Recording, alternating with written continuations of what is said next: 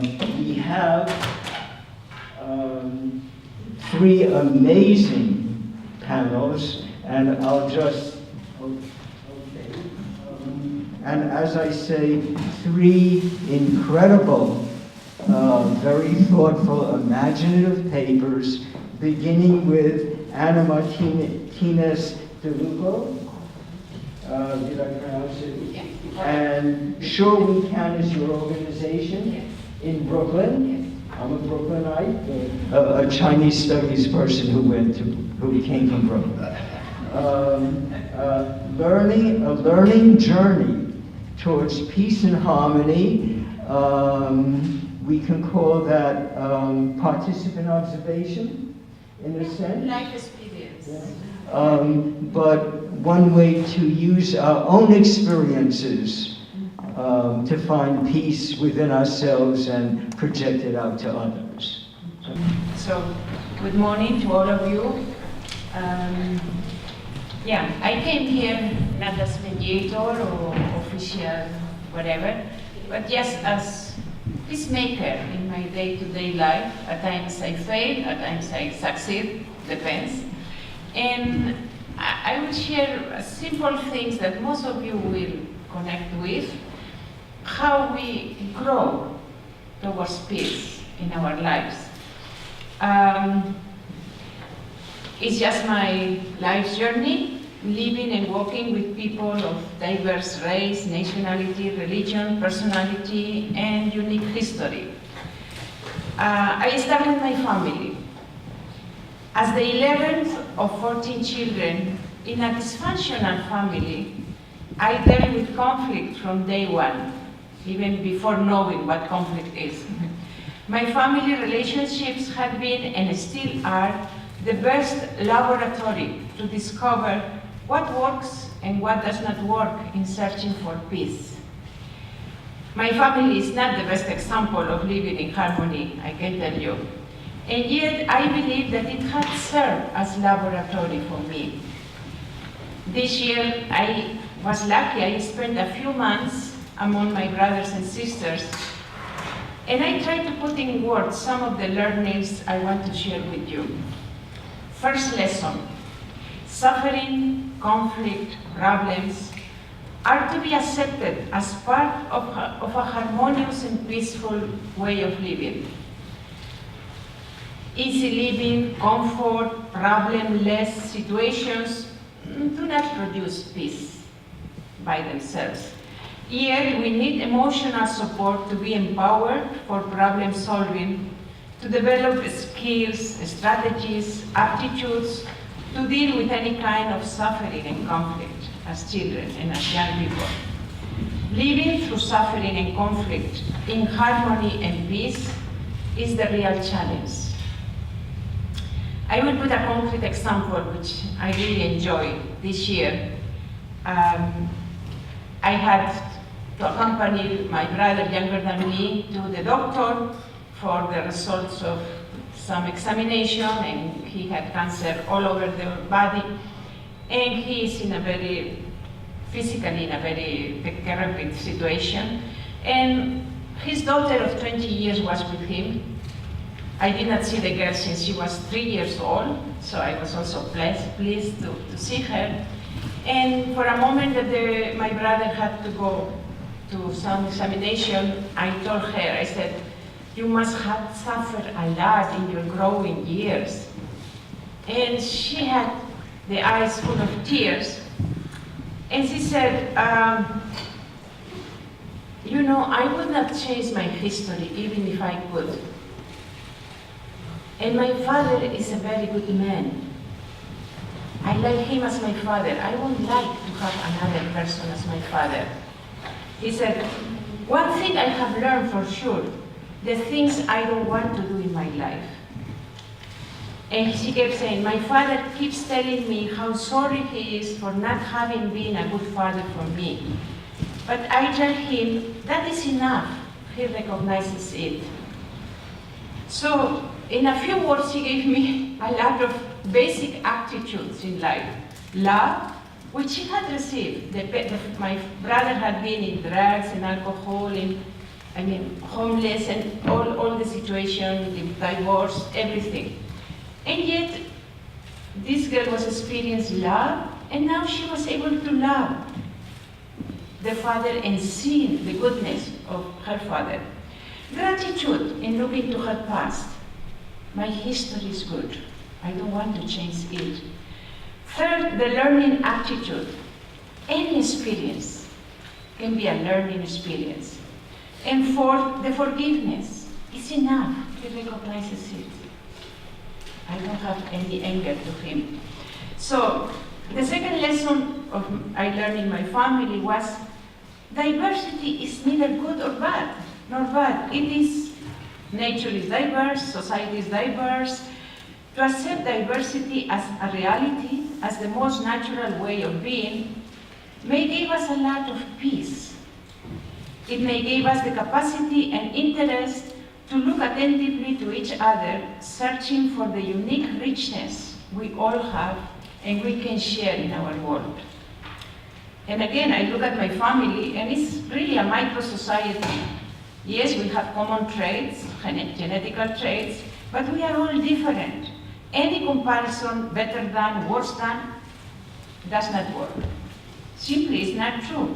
And I can define my brothers and sisters, this is the religious one, this is the naughty one, this is the intrepid one, but the next day I am saying, the religious one is the selfish one, so it does not work, and it never will work to define them or to stereotype them. So it helped me to understand that I cannot brand anybody. Any effort to stereotype, to frame other person, other culture, other reality is a fake way to understand them. It will not foster harmonious relationships in dealing with the other, whoever is. We need to look into the eyes of the always different and mysterious other with trust and genuine interest as part of my family, the human family, humanity. So the third lesson I also learned in my family was everyone wants to live fully. For the same reason, we all develop defense mechanisms, survival mechanisms. Some may be healthier than others. Most of us are not free to choose our defense mechanisms. Hence, we need to be compassionate with ourselves and with those who are forced to use more primitive or unhealthier mechanisms, having in mind that they, like me, want to live healthier lives.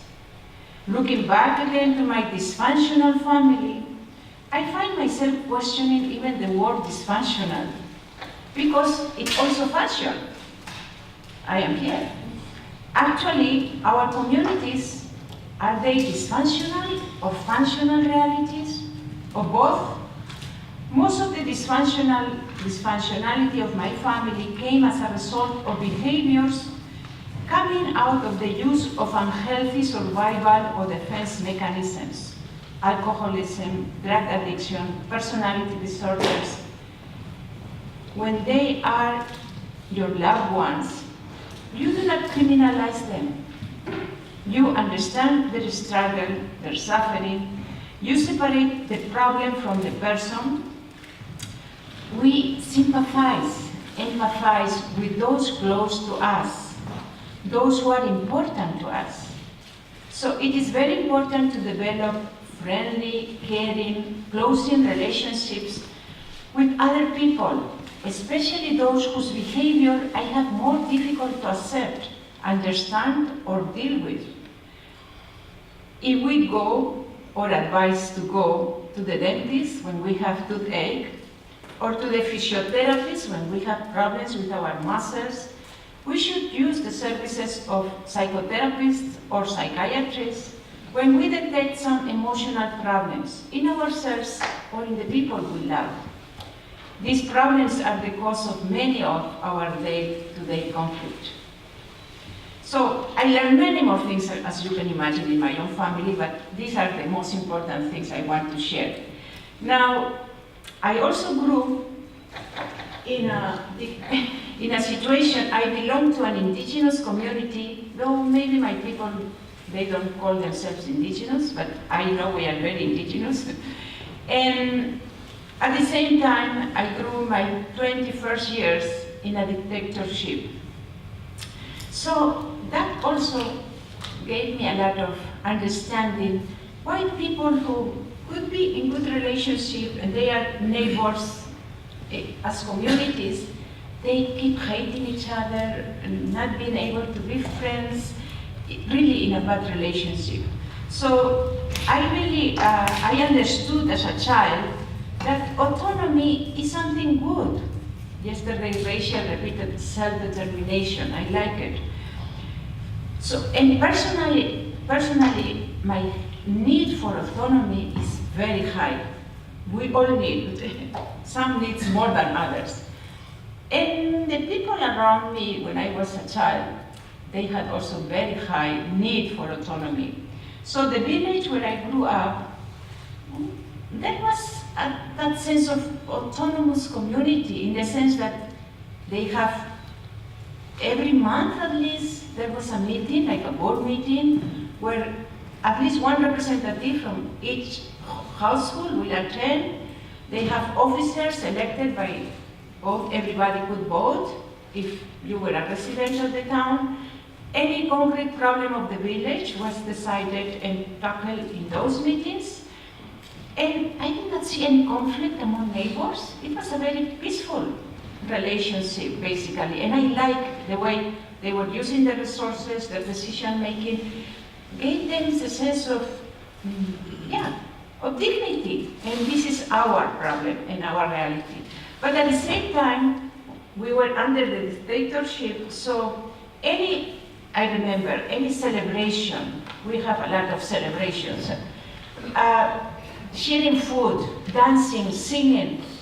Immediately there will be a lot of police and even military surrounded the groups. They will disperse us violently as if we were subversive people, as if we were doing something wrong. And as a child, as a young teenager, those experiences are very, it took me almost 50 years to be able to look at police as human beings, because they were monsters. They were somebody who always will attack us.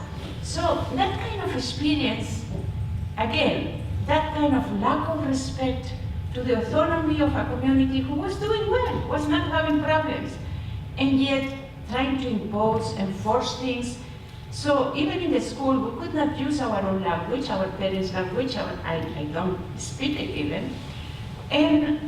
But so we were not happy to learn the national hymn. No child wanted to learn the national hymn, but we were forced to it. But it was, we don't like it. It was something that, it was imposed to us. Or to greet the flag. It was only in the Philippines that I learned that people love their flag. I always felt bad about the symbol of dictatorship. So, how many minutes I have? 2 minutes. Okay. So that experience, it was such a strong, that helped me when I went to the Philippines, which is my third part of this. People were angry at me at times because for 300 years the Spaniards had been colonizing the Philippines. And so somehow I felt blamed for all these 300 years just because I came from Spain. So I learned to empathize and to separate. They were not angry at me. They were angry at the whole history that was so terrible to them. So to empathize with them, even if they show anger to me, and not to be able to take it personally, it helped me, that experience of the Philippines, aside from the whole cultural transformation of changing my mind, but I cannot go much to that because I like to reach to New York City. The last 14 years I live here in New York City, and everybody will ask me, "Oh, Anna, do you like New York City?" And I said, "Yeah." "What do you like about New York City?" I said, "You know, the most I like in New York City is so diverse that, I mean, the greater diversity provides grounds for greater acceptance of our differences, and I like it." Last year, there was a young man asking me the same question, and I added, New York is a place where nobody cares how you dress, how you look like, what do you do, except of course if you harm others. My friend picked up a very important word, nobody cares. And threw it back to me, says, if nobody cares, there is a lot of indifference. Do you like it? So I was a little bit, well, nothing is perfect, I told him. And that brought me also to reflect more. In my relationship with homeless people, which I had been, is the community I did more in New York City, that expression is very normal. Nobody cares. Nobody cares.